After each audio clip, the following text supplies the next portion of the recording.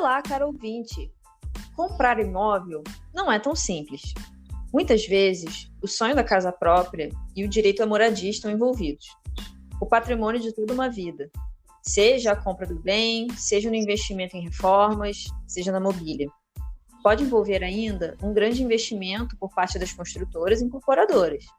Portanto, quais os cuidados ao comprar imóvel que se deve ter, a fim de evitar prejuízos, despejos ou até mesmo perder tudo? É isso mesmo que vocês estão ouvindo. Perder tudo. Situação apavorante, não? Logo, não é nem um pouco cauteloso dispensar que um advogado analise o negócio antes da compra ou alocação, a fim de evitar esse tipo de situação. Eu sou a Marina, advogada, e aqui no podcast do escritório Afonso Lima Advogados, podcast legal, nós vamos trazer toda semana conteúdos informativos para que você possa saber seus direitos. Hoje, eu estarei muito bem acompanhada pelo meu sócio, Gustavo, para falar mais sobre a compra de imóvel. Saiba se você ou se sua empresa podem perder tudo. Tudo bem, Gustavo? Salve, salve, pessoal. Sejam muito bem-vindos a mais um episódio do nosso podcast, né? Nosso podcast legal, que a gente bate um papo aqui sobre os assuntos que são mais demandados da nossa rotina cotidiana. E nesse caso, né, nesse episódio novo, a gente teve muita demanda, muita procura a respeito dos problemas que podem ocorrer na compra ou locação de imóveis. Gente, isso é muito sério, porque isso é muito recorrente. Então, aqui a gente vai tratar com vocês, especificamente, alguns casos que a gente teve contato na nossa prática e que a gente pode partilhar com vocês algumas informações para vocês terem noção, vocês terem dimensão do que pode acontecer, né, Mário? Exatamente. Então, assim, alguns dos casos que a gente atendeu, o primeiro caso, isso foi bem bizarro, foi assim: uma determinada pessoa era sócia de uma empresa até 98. Guardem a data, porque é importante. Uma pessoa foi sócia de uma empresa até 1998. Essa pessoa saiu da sociedade em 98 e em 1999 essa pessoa vendeu um apartamento, ou seja, ela não era mais sócia da empresa, certo? Ela era sócia até 98, em 99 ela vendeu um apartamento. Beleza. No ano 2000, um empregado dispensado dessa empresa, que o cara era sócio lá em 98, entrou com uma ação trabalhista contra a empresa. Até aí, aparentemente, não tem problema nenhum, né? O que uma coisa tem a ver com a outra? Vamos lá. Só recapitulando, pessoal. O cara estava numa empresa no ano seguinte ele vendeu um apartamento que estava no nome dele, assim, pelo rendimento que ele ganhava da empresa, vendeu esse apartamento, e no outro ano, né, houve uma ação trabalhista do empregado da empresa desse cara, certo? Só recapitulando para o pessoal entender bem como é que é essa situação. Porém, né, Marina, no momento da execução dessa ação trabalhista, que foi julgada procedente, a empresa não tinha bens, né? Quando chega, explicar para o pessoal, a ação, primeiro você distribui a ação, tem a fase de conhecimento, aí tem a instrução, você faz as provas e tal, tem a sentença. Depois da sentença, se tiver ou não recurso, depois dessa fase recursal, tem a fase de execução. Aí se a empresa não tem ativos, não tem nada, ou se a empresa não paga, você começa a entrar num imbróglio de executar essa empresa, executar os bens dessa empresa. Só que tem um negócio que a gente chama de despersonalização da pessoa jurídica. Você, ao invés de ir só nos bens da empresa, você começa a ir nos sócios, porque eles são quem está por trás da administração dessas PJs, né? Então foi aí que deu o problema, porque a justiça determinou então que todos os 95 a 2000 respondessem pessoalmente por essa dívida, né, Mariana? Exatamente. Nesse caso, é uma peculiaridade da legislação trabalhista, tá? Não é toda e qualquer dívida da empresa. Mas como foi uma ação trabalhista, então a justiça determinou que todos os sócios da empresa, atuais ou ex-sócios, entre 95 e 2000, deveriam responder pessoalmente pela dívida. Então, em 2008, olha a confusão. Em 2008, a execução trabalhista atingiu os bens dessa pessoa que vendeu o imóvel, que desde 98 não era mais sócia, só que pelo período que ela foi sócia de 95 a 98. Então, no fim das contas, para amarrar, para resumir, a pessoa que comprou o imóvel em 99 recebeu uma ordem de despejo em 2008, porque o apartamento ia ser leiloado para pagar uma dívida trabalhista de uma empresa que o vendedor não era mais sócio desde 98. Olha a confusão. Isso é um caso real, pessoal. Isso não é fictício. Um caso que aconteceu na vida real. E imaginem vocês essa situação. Você já está há uma década praticamente dentro do apartamento que você comprou, pagou com seu dinheiro, e você tem que sair e ceder, né, aspas, o seu imóvel para a justiça, porque a justiça tem que leiloar para pagar os credores, entendeu? Então, olha o problema. Isso é uma coisa muito grave. O segundo caso que a gente vai compartilhar com vocês é o seguinte: é uma senhora desesperada, né, que já morava quase um ano em uma casa alugada, passou a receber visitas de pessoas que se autodeclaravam. Eu tive que sair dali porque eles queriam entrar com a família imediatamente, né? E queriam que a... Oi? Exatamente. Queria que a pessoa saísse com a família, assim, de uma hora para outra, né, Marina? Não, e esse caso eu me lembro bem porque eu fiz a consulta com essa senhora, eu lembro bem dela. E aí eu perguntei, eu falei assim, escuta, a senhora, antes de assinar o contrato de locação, antes da senhora entrar na casa, fazer a mudança e tudo mais, a senhora verificou quem era o dono da casa na hora de assinar o contrato de locação? Ou a senhora acreditou no que a pessoa falou? E aí ela, um tanto envergonhada, assim, ela botou a mão na cabeça, tipo assim, morrendo de vergonha. Ela disse que acreditou na palavra da pessoa, que ela tinha assinado o contrato. E aí agora estava passando aquele constrangimento e até mesmo ameaça, assim. Ela foi, inclusive, coitada, ameaçada por outras pessoas que se disseram donas da casa para que ela saísse da casa. Olha a confusão. Olha o problema, né? Você assina um contrato de locação com uma pessoa que se diz proprietária, você entra na casa, está morando nem um tempo já, e vem outra pessoa que você nunca viu na vida bater lá dizendo que o imóvel é dela e que você precisa sair. Dá 5 dias, um mês depois, aparece outra pessoa dizendo que mora ali.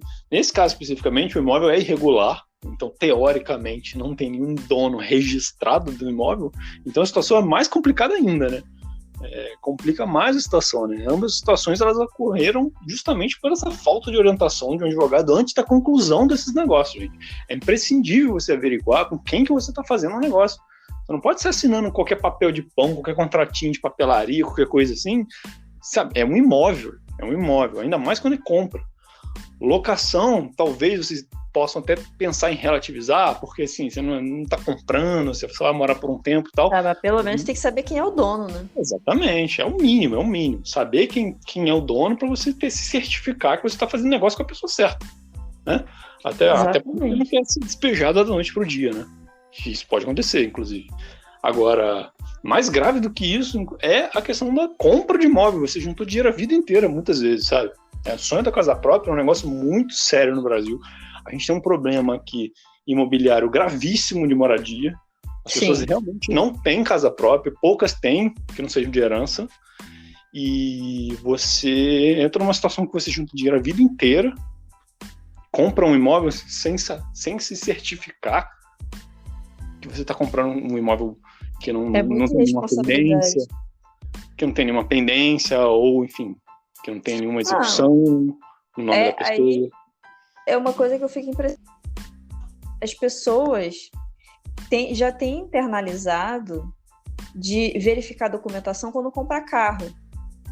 Eu não conheço uma única pessoa que compra um carro usado que não vai ver se não tem multa, se não está devendo IPVA, qual que é o documento do carro. Todo mundo sabe que tem que ver isso. Todo mundo sabe que tem que ver se o carro está devendo IPVA, se o carro tem multa e se o documento está ok. Tanto que se coloca até em anúncio, né? Quando vai ver carro usado, bota até no anúncio assim, documentação ok, PVA já pago e tal. Isso vira um ativo até para vender o carro. Uhum. Aí, na hora de comprar um imóvel, que às vezes é 10 vezes o preço do carro ou mais, ninguém confere nada. Não, eu acho que acontece assim, as pessoas confiam demais em corretor que vai fazer essa análise para vezes.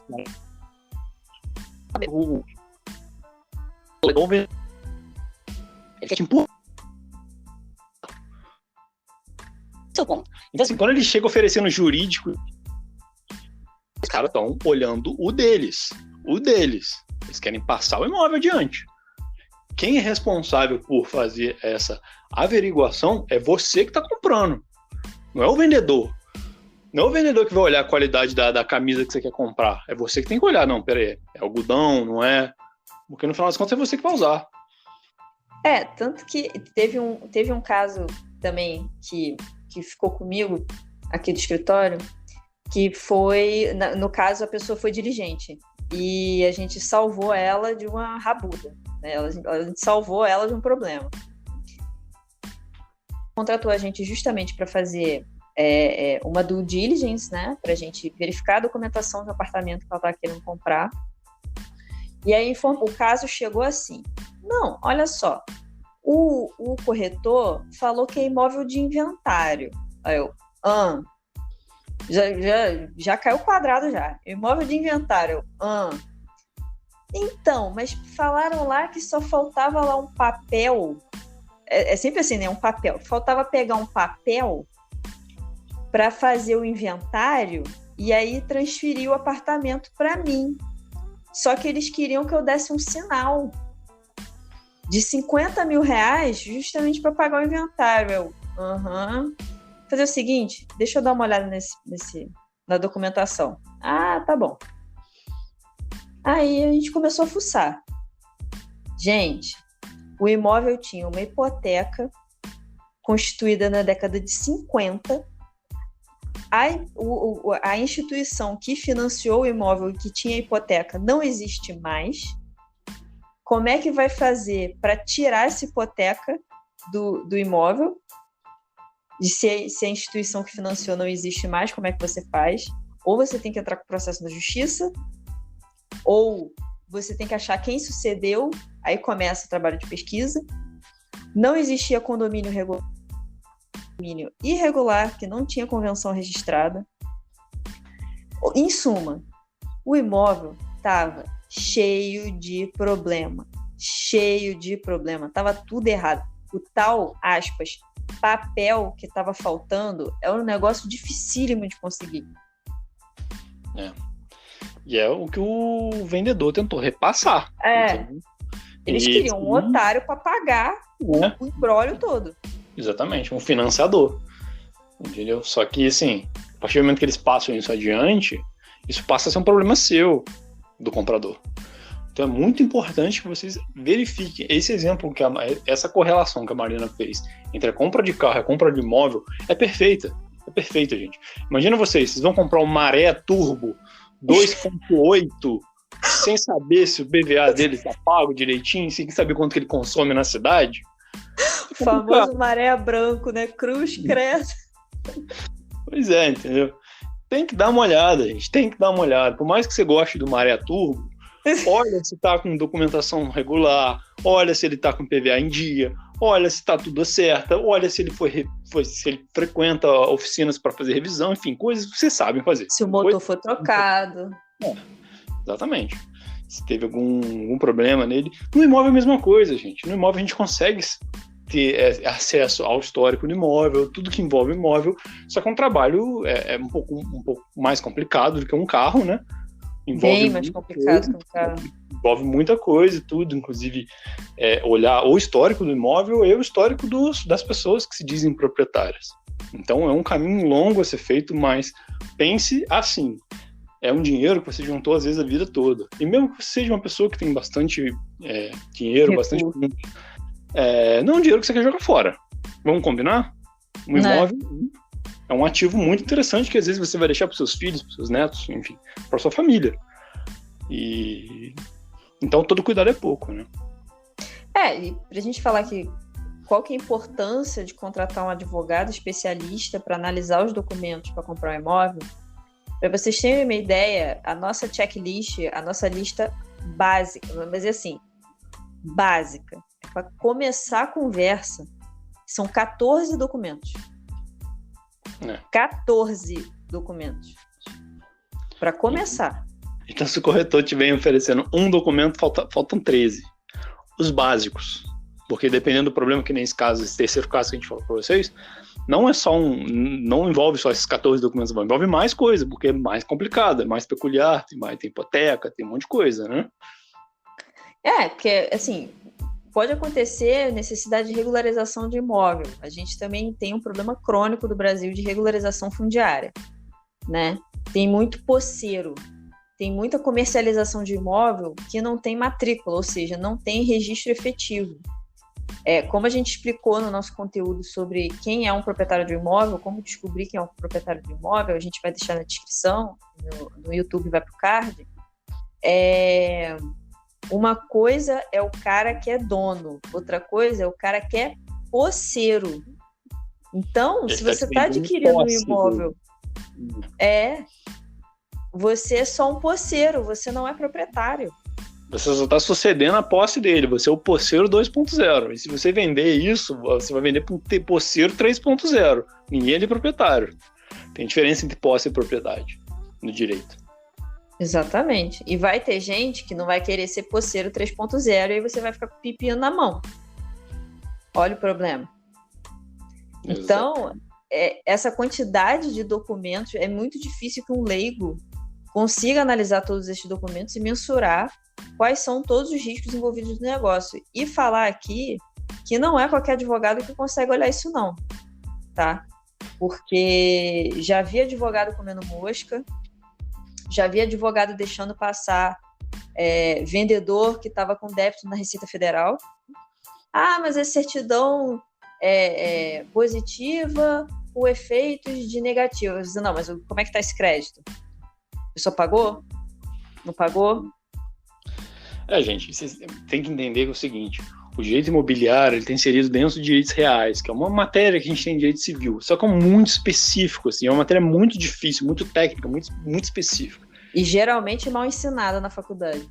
Exatamente. E as pessoas geralmente, elas, sabe, como é muito difícil, tem muito conteúdo, é muito denso, não é todo mundo realmente consegue fazer. Não é como se fosse uma ação contra a Oi, contra a TIM, contra a Vivo, que você vai num juizado desse e às vezes até sozinho mesmo você consegue resolver. O imóvel não é assim, o buraco é muito embaixo. Só olhar os valores envolvidos e a complexidade que é a documentação. Quem comprou imóvel sabe que não é assinar um papelzinho e é isso aí. É muita coisa envolvida. Registro, matrícula, verbação, às vezes tem imobiliária, às vezes tem construtora no meio, às vezes tem um monte de coisa. E pensa sempre assim: construtora imobiliária, vendedor, é um lado, é um polo. Vocês, compradores, são outro polo. Então o jurídico de um não necessariamente vai te dar o caminho das pedras. Você precisa ter alguém de confiança para olhar essa documentação para você, para ver se você não cai em furada, porque quando cai em furada de imóvel, meus amigos, o negócio fica brabo. Gente, tem que ver até se teve cautela, por exemplo. Eu não vou entrar em detalhe técnico aqui, mas quando você vai comprar um apartamento na planta, dependendo da forma como o negócio é feito, como a incorporação do condomínio é feita, dependendo, você pode responder pela dívida trabalhista do operário da obra. Exatamente. Aí é isso que eu tô falando, é o dependendo. Alguém tem que olhar como é que está sendo feita essa incorporação. Como é que é isso aqui? Tem meios de precaver quem vai comprar o imóvel na planta? Tem, mas tem que ver como é que está sendo feito. Aí é que tá. Se vocês acham que o corretor vai explicar isso para vocês? O corretor é vendedor, gente. Tem que pensar assim. Não vai. É igual a menina quando você entra na loja lá, que você quer só dar uma olhadinha nas camisas, ela já sai te empurrando short, sai te empurrando a meia, sai te empurrando a cueca, sai empurrando a calcinha, sai te sutiã, vestido, tudo. Por quê? Porque você tem a comissão. É exatamente a mesma coisa. É a mesma coisa. Então você vai confiar nele ali, não, eu tô confiando em você que a qualidade da marca é boa, hein? Ela fala, é boa sim, pode confiar, confia. Então, vamos lá que a gente precisa olhar os dois lados da moeda sempre e sempre saber onde está pisando, sempre ter essa cultura de prevenção, sabe, gente? Prevenir é melhor do que remediar. Isso é importantíssimo, importantíssimo. Então, assim, a fim de evitar qualquer problema na aquisição de imóveis, gente, ou mesmo na locação, e ter mais segurança nesse investimento, o ideal é procurar um advogado especialista em direito imobiliário da sua confiança, que aí esses problemas vão ser todos saneados ou vão ser evitados, você vai saber onde você está pisando. Às vezes a pessoa, mesmo assim, né, Marina, quer continuar com o negócio, porque gostou muito do terreno, ou gostou muito da casa, do apartamento, mesmo sabendo dos riscos, às vezes a pessoa vai fundo. Mas sim, é bom que está se pisando. O risco pode ser ponderado. O papel do advogado vai se levantar. Assim, ó, tem esse probleminha aqui, tem esse probleminha aqui, tem esse probleminha aqui. Dependendo da situação, a gente realmente vai falar assim, olha, eu realmente não recomendo que você não compra, que é roubada. Mas vai ter vezes que a gente vai falar, olha, tem um probleminha aqui, mas é calculado e tal, vai acompanhando e de repente isso resolve. Ou então esse aqui, ó, tá complicado, mas tem solução. Enfim, aí o advogado vai... Né? Sim, a gente, especificamente, a gente gosta de fazer uma análise de risco mais complexa. Então, a gente, como se fosse um tabelamento, a gente vai vendo aqui, ó, isso aqui o imóvel tem, isso aqui o imóvel não tem, isso aqui o imóvel tem, isso aqui é tipo um score, pontuação, e chegou no final a gente fala, ó, realmente essa venda tá 100%, você pode ir lá assinar e tá tudo certo. Ou então, ó, aqui nesse caso aqui, a gente acha que tem uma probabilidade de dar esse probleminha aqui no futuro. Pode acontecer? Às vezes não, mas é um risco, e é um risco calculado. Você vai saber onde você está pisando, né? Que é o ideal. Exato. Ou às vezes não, às vezes que nem foi esse caso que a gente pegou mais recente, que, cara, não tinha nem condomínio, o apartamento tinha hipoteca, tipo, tava tudo errado. O processo era inventário com hipoteca, ainda tinha uma anotação de PTU, eu acho, ainda tinha mais um problema no documento, eram 3 problemas. Nesse caso aí, a gente recomendou e o cliente seguiu e se livrou de uma boa, hein, gente? Se livrou de uma boa. Porque aparentemente a versão da família que queria vender, inclusive do corretor, é que tava tudo ok, você precisava de um papelzinho. Papelzinho, isso aí. Cheio de problema, tava tudo errado. Enfim, esperamos que vocês tenham gostado desse podcast. Essas foram as nossas dicas de hoje. Curtam, compartilhem, espalhem a palavra. Toda semana tem conteúdo novo por aqui. A inscrição de cada um de vocês é um incentivo pra gente. A gente sempre fala isso, mas é verdade. A gente conta um por um. Por hora é isso. Nos vemos nos próximos episódios. Um abraço para todo mundo. Tchau, tchau. Tchau, tchau, pessoal. Até a próxima. E não se esqueçam, se você gostou do conteúdo, se o conteúdo se ajudou de alguma forma, ajuda a gente também. Compartilha, curte e segue o fluxo. Um abraço.